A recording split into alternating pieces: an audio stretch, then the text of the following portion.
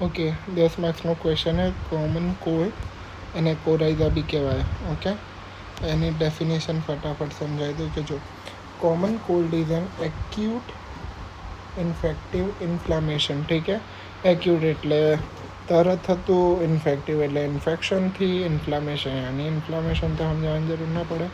है mucus membrane of nose and nasopharynx. ठीक है, नोज एंड नेजोफेरिंग्सનું ઇન્ફ્લામેશન है એના મ્યુકસ મેમ્બ્રેનનું. અને આ જ મ્યુકસ મેમ્બ્રેન લાલ થઈ જાય ને ઇન્ફ્લામેશનના લીધે, તો એને કહેવામાં આવે છે હાઇપરેમિયા. ઓકે, કારણ કે એમાં બ્લડ વધારે આવી જાય એટલે સિમ્પલ. હવે અહીંયા એક સ્પેશિયલ લાઇન બીજી આવી લખેલી છે, self limiting disease. Self limiting ડિઝીઝનું મતલબ થાય છે પોતે જ આવે ને પોતે જ જતી રહે. એટલે સિમ્પલ હે, આવે ને જતી રહે. આમાં ટાઈપ બાઈપ એવું બધા નાટક નહીં આવતા. ઇટિયોલોજીમાં જો કોઝ બાય વાયરસ, વાયરસમાં કયા રીનો, કોરોના, એડિનો, પછી ઇન્ફ્લુએન્ઝા અને આવા બધા. પછી જો spread by droplet, direct contact, contaminated articles. ઠીક है, ડ્રોપલેટ્સ યાની કોઈ બીજો છે કે ડ્રોપલેટ્સ કોઈ એવા પર્સનના ડાયરેક્ટ કોન્ટેક્ટથી આવવાનું, યા પછી કોઈ કોન્ટામિનેટેડ વસ્તુથી આપણામાં આવી ગયું હોય એવું. ઠીક है, પ્રીડિસ્પોઝિંગ ફેક્ટર યાની કેવા ફેક્ટર્સથી એ કોમનલી સ્પ્રેડ થઈ જાય. કોલ્ડ, વેટ, વિન્ડી વેધર હોય. ઠીક है, સડન ચેન્જ ઇન ટેમ્પરેચર, અચાનકથી ટેમ્પરેચર પડી જાય ત્યારે આપણને જોવા મળી કે હવે જેમ હાલના ટાઈમમાં અચાનકથી ટેમ્પરેચર પડી ગયું એટલે મને શરદી થઈ ગઈ એવા ટાઈપનો. ફિઝિકલ ફટીક, ફિઝિકલ ફટીક આવી રીતે કે ખાસા લોકો જે બહુ જ કસરત કરતા હોય યા જેનાથી ખાસું બધું પરસેવો આવે, અને ખાસા બધા પરસેવા પછી ઘણા લોકો એવા હોય જે ઠંડા વાતાવરણમાં જેમ શિયાળામાં આવું બધું કરે ને, તો એના લીધે એ પરસેવો અચાનકથી જ્યારે ઠંડો થાય ને તો બોડીને બહુ ઠંડક આપે છે, કારણ કે સરફેસને બહુ જ ઠંડી કરી દે. તો એના લીધે બી કોલ્ડ થઈ શકે છે. Overcrowding and poor ventilation. Overcrowding યાની ખાસા બધા લોકો જ્યાં હવાના નીકળનું કોઈ વેન્ટિલેશનનું સિસ્ટમ ના હોય તે લોકો દ્વારા બી આપણામાં ફેલાઈ શકે, અને ડસ્ટ પોલ્યુશન ને એટમોસ્ફિયરને ઇમ્યુનિટી ઓછી હોય ને એવું બધા. બરાબર, જેટલા યાદ રહે લખવાના. Predisposing factor. ઠીક है, 3 જ વસ્તુ સમજાવ્યું તો ડેફિનેશન, ઇટિયોલોજી અને પ્રી ડિસ્પોઝિંગ ફેક્ટર. હવે એનું મેઇન વસ્તુ એ આ જો ક્લિનિકલ ફીચર શું હોય. તો હવે આ જો ડે 1માં સ્નીચિંગ થ્રોટ, સ્નીઝિંગ, માઇલ્ડ થ્રોટ આ બધા જે લખેલા ને ડે 1થી, તો એકચ્યુઅલમાં ઇન્ફેક્શન થયું એના પહેલું ડે 1 નહીં. આ નીચે જો થોડું ક્યાં ગયું, ઓકે હજુ થોડું આ જો આ દેખાય natural history and flow chart. એનું તો જો પહેલાં વાયરસ એન્ટર થાય એના પછી 3 દિવસ સુધી એ કંઈ ના કરે, એને કહેવાય ઇન્ક્યુબેશન પીરિયડ. તો 1 થી 3 દિવસ સુધી વાયરસ બોડીમાં હોય ને મલ્ટીપ્લાય થાય, એના પછી સિમ્ટમ અપિયર થાય. ઠીક है, પછી 2 થી 4 દિવસ એનું પીક બતાવે, અને પછી 5 થી 7 દિવસમાં પાછું જતું રહે. આને જ કહેવાય સેલ્ફ લિમિટિંગ ડિઝીઝ. બરાબર, હવે જો આ જે સિમ્ટમ અપિયર થાય ને એ બતાવેલું હોય અહીંયા કે સિમ્ટમ અપિયર થયાનો ડે 1માં scratchy throat, dryness, irritation, sneezing, mild throat discomfort હોય. 2 થી 3માં watery nasal discharge, frequent sneezing, nasal obstruction હોય, માઇલ્ડ હેડેક, મેઝલેસ હોય. 3 થી 4 દિવસમાં નાકમાંથી ડિસ્ચાર્જ આવવાનું ચાલુ થઈ જાય, જે મ્યુકોઇડ યાની કે મ્યુકસ વાળું અને પ્રોફ્યુઝ હોય. પછી કફ, હમણાં જ ખાધી. પછી નેઝલમાં બ્લોકેજ યાની નાકનું બ્લોકેજ હોય વગેરે. હવે આ ડિસ્ચાર્જ ઠીક થઈ જાય. મ્યુકોપ્યુરુલેન્ટ યાની પસવાળું અને મ્યુકસવાળું એવું હોય. નાકમાં ઓબ્સ્ટ્રક્શન ધીમે ધીમે ઓછું થવાનું ચાલુ થાય, કફ ઓછું થવાનું ચાલુ થાય, અને 1 વીકની અંદર આ સિમ્ટમ ગ્રેજ્યુઅલી ઓછા થઈ જાય અને પેશન્ટ બેટર ફીલ કરવા લાગે. બસ આટલું જ.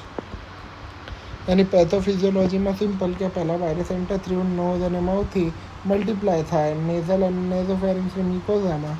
એના પછી શું થાય ખબર, એ કન્જેશન કરાવશે. પછી જો એના જે ઇન્ફ્લામેશન હે એ કેટાર્ડ હોય કે ઇન્ફ્લામેશન. ઠીક है, કેટાર્ડ ઇન્ફ્લામેશન. હું તને એનો બી એક વસ્તુ સમજાવજો.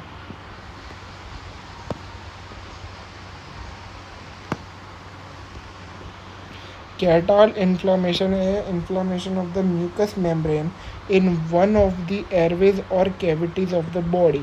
ठीक है, એવી જગ્યાઓનું ઇન્ફ્લામેશન હે એને કેટાર્લ ઇન્ફ્લામેશન કહેવાય. મ્યુકસ મેમ્બ્રેન જે એરવેઝ હોય બોડીમાં ત્યાંનું. ઠીક है, જ્યાંથી મ્યુકસનું સિક્રેશન ઓછું થઈ જાય. ઓકે, મ્યુકસનું સિક્રેશન ઓછું થઈ ગયું અને એમાં ઓકેશનલી સેકન્ડરી બેક્ટેરિયાનું ઇન્ફેક્શન જવાબદાર હોય. ઓકે, હવે એના કોમ્પ્લિકેશન, તો કોમ્પ્લિકેશનમાં મેજરલી બધા જ નાક રિલેટેડ લખી જ દેવાના. જો અસ્થમા એ આવી ગયું, બ્રોન્કાઇટિસ, ન્યુમોનિયા એ આવી ગયું, સાઇનસાઇટિસ, ઓટાઇટિસ મીડિયા, ટોન્સિલાઇટિસ ને લેરેન્જાઇટિસ ને બધું આવી ગયું. આના આ જે કોમ્પ્લિકેશન છે ને એ હજુ નીચે લખવાના આવશે. હવે જો ઇન્વેસ્ટિગેશનમાં યાદ રાખવાનું, પહેલાં તો આમાં જનરલી ડાયગ્નોસિસ એ ક્લિનિકલ જ ખબર પડી જાય કે ભાઈનો શરદી છે, બરાબર. પણ હજુ તમને કંઈ કોમ્પ્લિકેશનનું ડર લાગતું હોય તો CBC કરાવી દેવાનું ને એક્સરે ચેસ્ટ કરાવી દેવાનું, પછી એક્સરે થ્રોટ અને નેઝલ સ્વેબ લેવાનું વાયરસ માટે. ઠીક છે, આના મેનેજમેન્ટ જોઈ લે. તો મેનેજમેન્ટમાં જો જનરલ મેનેજમેન્ટની વાત કરતા હોઈએ ને, તો જનરલ મેનેજમેન્ટમાં આવી રીતે યાદ રાખવાનું કે રેસ્ટ આપવાનું, ફ્લુઇડ જે ગરમ ફ્લુઇડ હોય એવા આપવાના, ચા વગેરે, પછી કોલ્ડ અને ડસ્ટથી એક્સપોઝરથી દૂર રાખવાનું, ન્યુટ્રિશનલ ડાયટ, લાઇટ ને ઇઝી ડાયટ વગેરે, અવોઇડ સ્મોકિંગ ને વગેરે, બરાબર. પછી હવે જો સિમ્ટમેટિક, જો ભાઈ નાક બંધ તો નેઝલ ડીકન્જસ્ટન્ટ આપી દો. ડીકન્જસ્ટન્ટનું મતલબ થાય જે કન્જેસ્ટ થઈ ગયું હોય ને, બંધ થઈ ગયું એને ખોલ દે, બરાબર. જેને ઝાયલોમેટાઝોઇન કરીને એક ડ્રોપ આવે, નેઝલ ડ્રોપ, એ આપી દેવાનું, બરાબર. એનાલ્જેસિકને એન્ટીપાયરેટિક આપી દેવાની. પેરાસિટામોલ જે ફીવર છે, હેડેકને બોડી એક ઓછું કરી દેશે. થ્રોટમાં ગાર્ગલ કરાવી દેવાના. પછી જે વિક્સવાળી સ્ટીમ હોય એ સ્ટીમ ઇન્હેલેટ કરીએ. વિટામિન C ને એવું બધું ઝિંક વિંક આપવાના, એ સપોર્ટ કરે, ઇન શોર્ટ ઇમ્યુનિટી બૂસ્ટ કરાવે. હવે સ્પેસિફિક કોમ્પ્લિકેશન હોય તો એન્ટીબાયોટિક આપવાનું જો બેક્ટેરિયલ ઇન્ફેક્શન હોય. બ્રોન્કોડાયલેટર્સ આપી દેવાના જ્યારે બ્રોન્કોસ્પાઝમ, લંગમાં બ્રોન્કોસ્પાઝમ જોવા મળે તો. પછી સાઇનસાઇટિસ ને બધાને અકોર્ડિંગલી ટ્રીટ કરી દેવાના. ઇન્ફ્લુએન્ઝાની વેક્સિન આપી દેવાની, હાઈ રિસ્ક પ્રિવેન્ટ કરે, બરાબર. મેં કીધું હતું કે આ જે છે કોમ્પ્લિકેશન એ ફેરથી આવશે, તો જો આવી ગયા. ડિફરન્શિયલ ડાયગ્નોસિસ કરીને લખવાનું ને આ બધા ચીપકાઈ દેવાના, બરાબર. હવે જનરલ પ્રિન્સિપલ યાદ કરવાનું નહીં. મેડિસિનના નામ યાદ કરી લે. એલિયમ સેપા, પલ્સેટિલા, નક્સ વોમિકા, એકોનાઇટ અને જેલ્સેમિયમ.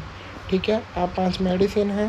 એમનામાં આ બધું, આ જે પાર્ટ લખેલો હોય, આ બધો પાર્ટ આટલો વાળો, આ અહીંયા જે લખેલું હોય ને, આ બધો પાર્ટ છે આપણે ઉપર લખેલા ક્લિનિકલ ફીચર, બરાબર. એ જ છે કે હા ભાઈ પ્રોફ્યુઝ વોટર ડિસ્ચાર્જ ને સ્નીઝિંગ ને બર્નિંગ ઇન આઈઝ ને આ જ બધું, બરાબર. બધામાં એ જ લખવાનું હોય. મેઇન જો તારે વાંચવું જ હોય ને થોડું ઘણું તરત તો આટલું વાંચજે કે આ જે એલિયમ સેપા હોય ને એમાં એક્રિડ ડિસ્ચાર્જ હોય એ અપર લિપ પર ભેગું થતું હોય, બરાબર. ઓપન એરમાં ખુશ થઈ જાય. પલ્સેટિલા હે એમાં કોઈ થર્સ્ટ જોવા નહીં મળતી, ટીયરફુલ હોય, નો થર્સ્ટ, બેટર ઇન ઓપન એર, બરાબર. વોર્મ રૂમમાં ખરાબ થઈ જશે.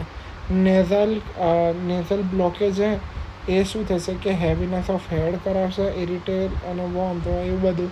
એ વાંચવું હોય તો વાંચવાનું, બાકી કંઈ જરૂરત છે નહીં, બરાબર. એટલે આ બી પતી ગયું. હવે બીજું કંઈ, બસ આ જો સેલ્ફ લિમિટિંગ ડિઝીઝ હે, early symptomatic treatment relieve discomfort prevent secondary infection. ठीक है, सेकंडरी इन्फेक्शनથી બચાવવાનું. આવું બધું હજુ કંઈ રહી ગયું હોય તો નોપ. બસ આટલું છે coryza. Simple. Thank you for understanding.